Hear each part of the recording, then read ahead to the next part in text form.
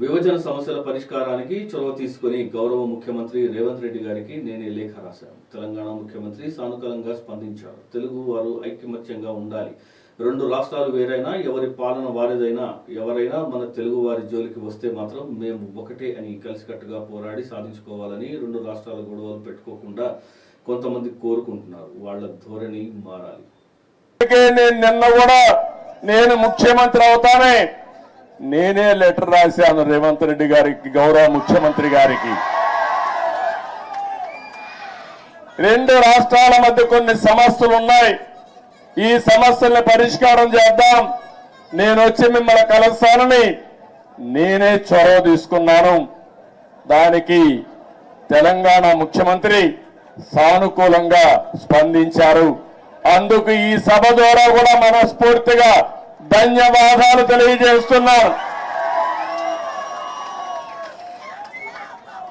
తెలుగు జాతి ఒకటి, అన్నదమ్ములు విడిపోతాం, విడిపోతే చిన్న చిన్న సమస్యలు వస్తాయి, భావోద్వేగాలు ఉంటాయి, కానీ అది శాశ్వతంగా ఉండకూడదు.